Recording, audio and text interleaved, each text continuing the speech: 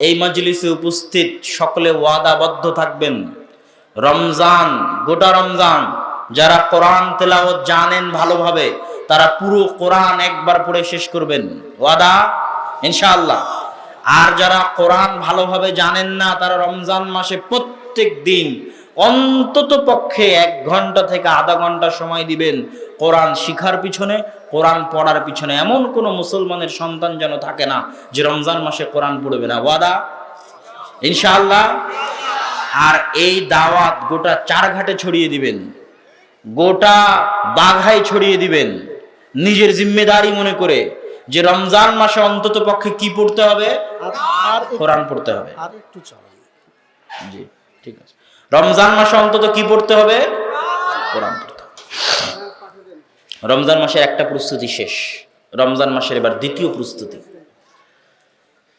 রমজান মাসের দ্বিতীয় প্রস্তুতি হচ্ছে, রমজান দেওয়া হয়েছে শয়তানের খপ্পর থেকে আমাকে এবং আপনাকে উদ্ধার করার জন্য। আমার এবং আপনার সবচেয়ে বড় শত্রু হচ্ছে শয়তান। আমার এবং আপনার সবচেয়ে বড় শত্রু কি? আমার এবং আপনার সবচেয়ে বড় শত্রু কি? শয়তান। এটা মৌখিক কথা নয় বাবা, এটা হচ্ছে অন্তর দিয়ে বিশ্বাস করার জিনিস। শয়তান আসলেই খুবই ভয়ঙ্কর, আসলেই। রাসূল সাল্লাল্লাহু আলাইহি ওয়াসাল্লাম বলেছেন, মা মিন মাউলুদিন ইল্লা ইয়ামাসসুহু শাইতান হাত্তা ইস্তাহিল্লা সারিখা। এমন কোনো আদম সন্তান জন্মগ্রহণ করে না যাকে শয়তানে স্পর্শ করে না, হাত দিয়ে টাচ করে না। হাত্তা ইস্তাহিল্লা সারিখা, শয়তানের স্পর্শেও চিৎকার করে কেঁদে ওঠে। তাহলে আমার আপনার জন্ম হওয়ার পরে সবার আগে কে টাচ করেছে আমাদেরকে? জোরে বলেন কে? শয়তান। ইল্লা মারিয়াম ওয়া ইবনু ঈসা, তবে মারিয়াম আর তার সন্তান ঈসার গায়ে জন্ম হওয়ার পরে শয়তান টাচ করেনি। আল্লাহু আকবার। তাহলে শয়তানের সাথে আমাদের সম্পর্ক জন্ম হওয়ার পর থেকেই। আরে হয়ে দুনিয়াতে আসেনি, তার আগে কে হাত দিয়েছে? শয়তান হাত দিয়ে বসে আছে। এটা বাস্তব, দিস ইজ নট রূপকথ্য, নট কাল্পনিক, রিয়েলিটি। শয়তানে হাত দিয়েছে। রাসূল সাল্লাল্লাহু আলাইহি ওয়াসাল্লাম বলছেন, এমন কোনো আদম সন্তান নাই ইল্লা ওয়ালাহু কারিনান, যার 2টা বন্ধু নয়। একটা বন্ধু ফেরেশতা বন্ধু, একটা বন্ধু শয়তান বন্ধু। তাহলে আমার আপনার সাথে সবসময় কে আছে? ফেরেশতা এবং শয়তান সবসময় আছে। শয়তানে বিশ্বাস করা কেন জরুরি? শয়তানে বিশ্বাস না করলে হাজারো যুবক আছে ধোঁকা খায়, হাজারো লাখো যুবক এই মজলিসে উপস্থিত আছে, ধোঁকা খায়। সকালবেলা ফজরে উঠতে পারছেন না তো মনে করছেন যে এটা মনে হয় আমার আরাম, আমার আয়েশ, আমার মজার জন্য আমি উঠছি না। কিন্তু আসলে আপনাকে উঠতে দেয় না কে? শয়তান। এখন আপনি যদি মনে করেন আপনার আরামের জন্য আপনি উঠছেন না, তাহলে ধোঁকা খাবেন। আপনি জানেন না শয়তান কত ভয়ঙ্কর, কত শক্তিশালী। আপনার পুরো শরীরটা শয়তানের কন্ট্রোলে দিয়ে আপনি ঘুমিয়েছেন, পুরো শরীর শয়তানের হাতে সঁপে দিয়ে ঘুমিয়েছেন। না উজু করে ঘুমিয়েছেন, না 2 রাকাত সালাত আদায় করে ঘুমিয়েছেন, না নাসফালাকে ইখলাস পড়ে ঘুমিয়েছেন, না আয়াতুল কুরসি পড়ে ঘুমিয়েছেন, না নাসফালাকে ইখলাস আয়াতুল কুরসি পড়ে ফু দিয়েছেন, না ঘুমানোর দোয়া পড়েছেন। কথা বুঝতে পারেননি? মোবাইল চালাতে চালাতে চালাতে চালাতে ঘুম চলে গেছেন। তাহলে পুরো শরীরটা তখন কার কন্ট্রোলে? কার কন্ট্রোলে? শয়তানের কন্ট্রোলে। এখন ফজরের সময় শয়তান বলছেন নাম নাম, এই ঘুমাও, রাত অনেক লম্বা। এইটা কাল্পনিক নয়, এটা বাস্তব। তাহলে আপনি সকালে উঠতে পারেন না, কে উঠতে দেয় না? আপনার সবচেয়ে বড় শত্রুকে? শয়তান। শয়তানে আগে বিশ্বাস করতে হবে। আপনি গান শুনছেন, আপনাকে ভালো লাগে? জি না, আপনাকে ভালো লাগে না। যুয়্যিনা লাহুম, শয়তানে ভালো লাগায়। মানুষ যখন গান শুনে তখন কানে শয়তান বসে গানের আওয়াজটাকে ভালো লাগায় কে? জোরে বলেন কে? শয়তান। আপনার ভালো লাগে কথা মিথ্যা বাবা। যুবক তোমাকে বলছি কথা মিথ্যা, তোমার ভালো লাগে না, এটা শয়তান ভালো লাগায়। এই ক্ষমতা শয়তানকে দেওয়া আছে। ইয়াজরি মাজরাদ দাম, শয়তানকে আল্লাহ এত ক্ষমতা দিয়েছে যে মানুষের রক্ত কণিকায় চলাচল করতে পারে কে? রক্তের মধ্যে চলাচল করতে পারে শয়তান। শয়তানের বাকায়দা মিটিং হয়। আমার আপনার জান্নাত জাহান্নামের কোনো মূল্য নাই, এই গেম, এই খেলার কোনো মূল্য নাই যদি এই খেলায় ভিলেন না থাকে। পৃথিবীর কোনো খেলা ভিলেনবিহীন, মূল্য নাই, খেলে মজা নাই।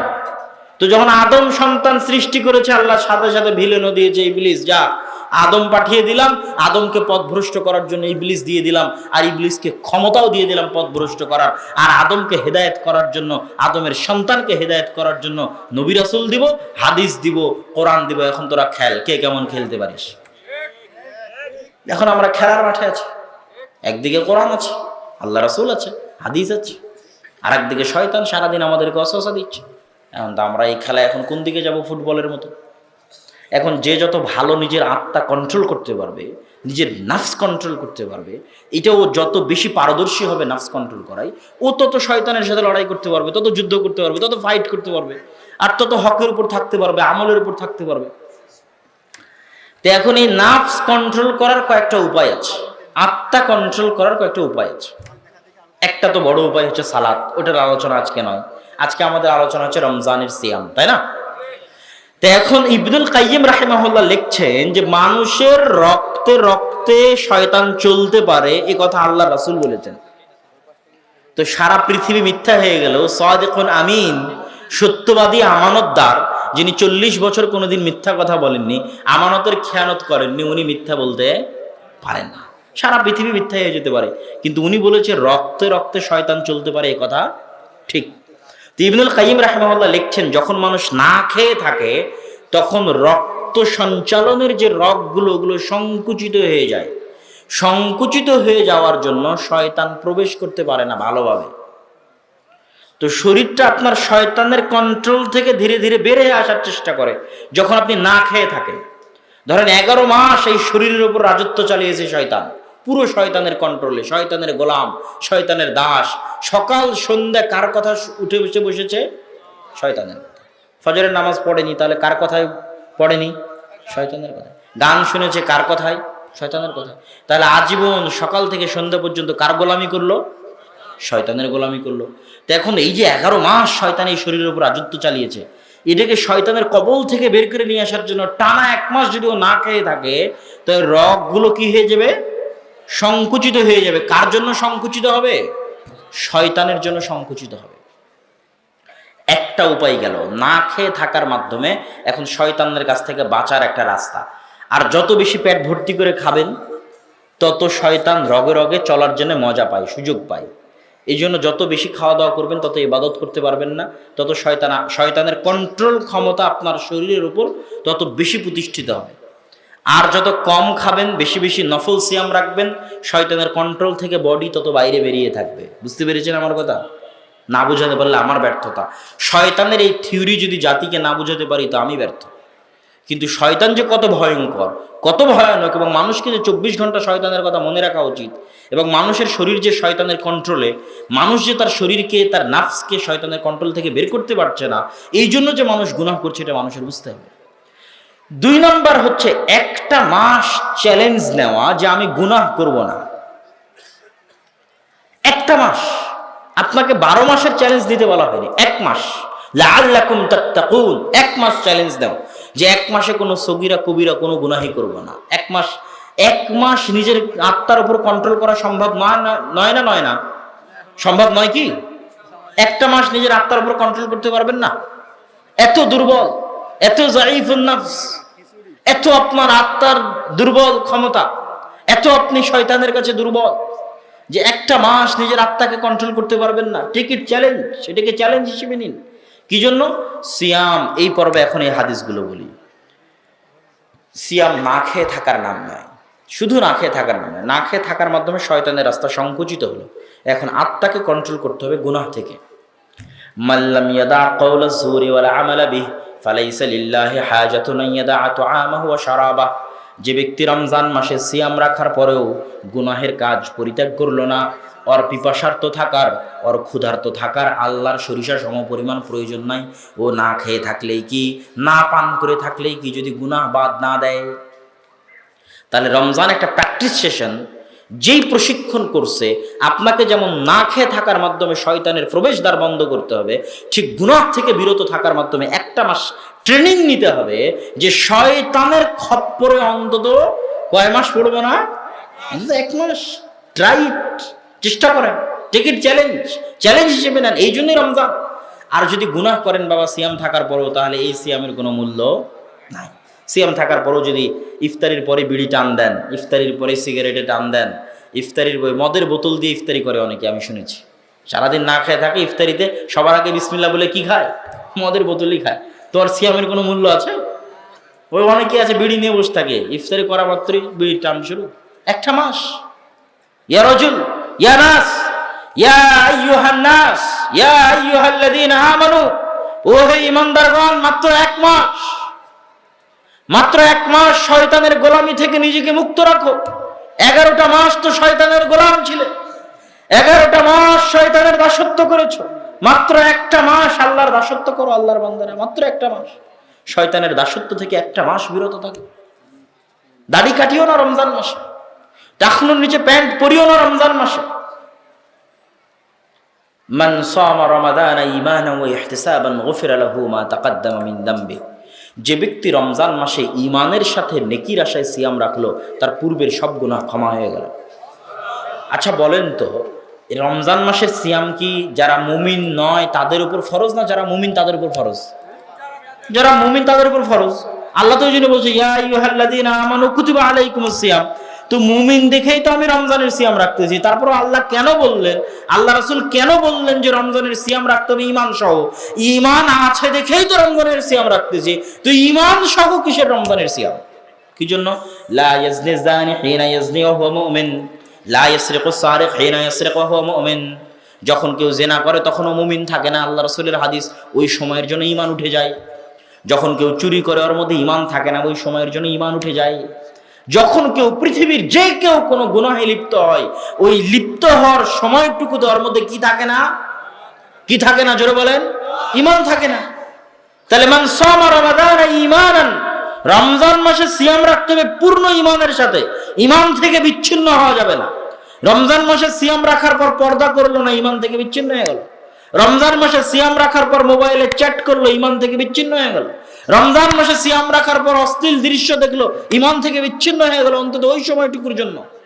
পরিপূর্ণ সময় ঈমান হলো না, পরিপূর্ণ সময় মুমিনান হলো না, তাহলে ও রমজানের এই ফজিলত পাবে না। ঈমানান, পরিপূর্ণ সময়টা ঈমানের উপর থাকতে হবে। লা ইয়াজনি যানি হিনা ইয়াজনি ওয়া মুমিন, আল্লাহ রাসূলের হাদিস। যখন কোনো মুমিন জেনা করে, ওই জেনা করার সময়টুকুতে ওর অন্তরে ঈমান থাকে না। তাহলে আপনি যদি রমজান মাসে গুনাহে লিপ্ত হন, তো যেই সময়টুকুতে গুনাহে লিপ্ত হচ্ছেন ওই সময় আপনার মধ্যে ঈমান আছে? ঈমান নাই। তাহলে আপনি রমজানের এই ফজিলত পাবেন? পাবেন না।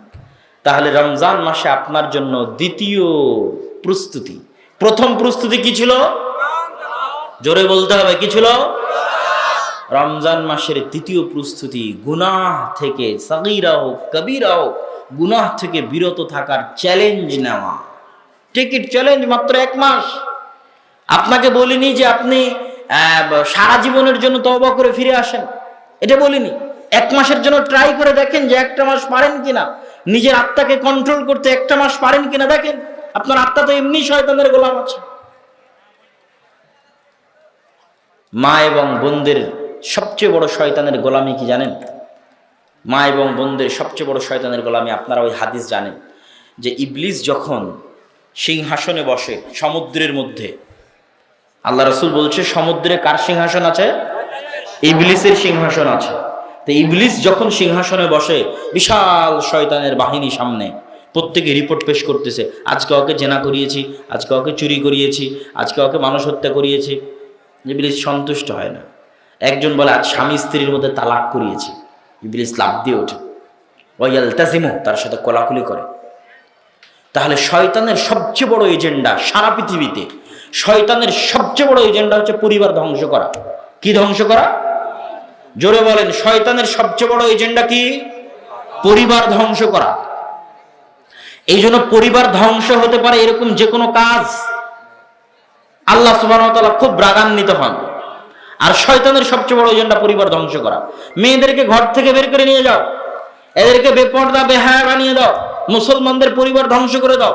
সারা পৃথিবীর পরিবার ধ্বংস করে দিলাম, মুসলমানদের পরিবার ধ্বংস করতে পারি না। তো শয়তানের সারা পৃথিবীতে সবচেয়ে বড় এজেন্ডা হচ্ছে পরিবার ধ্বংস করা। মেয়েদেরকে বেপর্দা বানিয়ে দিতে পারলেই পরিবার ধ্বংস হয়ে গেছে। মেয়েদেরকে পরকীয়ায় লিপ্ত করে দিতে পারলেই স্বামী স্ত্রী পরকীয়া করে পরিবার ধ্বংস। তালাক যত বেশি হবে পরিবার ধ্বংস। ডিভোর্স যত বেশি হবে পরিবার ধ্বংস, অবৈধ সম্পর্কের দুর্গন্ধে, পরকীয়ার দুর্গন্ধে সমাজে পরিবার ধ্বংস হয়ে যাচ্ছে, পচে গলে নষ্ট হয়ে যাচ্ছে। তাহলে শয়তানের সবচেয়ে বড় এজেন্ডা এই যে ইহুদিবাদী এনজিও গুলো, জায়নিস্টের যে এনজিও গুলো আছে, যারা সবসময় নারী প্রদর্শনীতে ব্যস্ত, নারীদেরকে পণ্য বানিয়ে ব্যস্ত, এদের সাথে শয়তানের মিটিং হয়। শয়তানের মিটিংয়ে এদের ফাইনাল ডিসিশন যে সবচেয়ে বড় কাজ করতে হবে, মেয়েদেরকে ঘর থেকে বের করে মেয়েদেরকে নষ্ট করে দাও, পরিবার ধ্বংস করে দাও। শয়তানের সবচেয়ে বড় এজেন্ডা হচ্ছে পরিবার ধ্বংস করে দাও।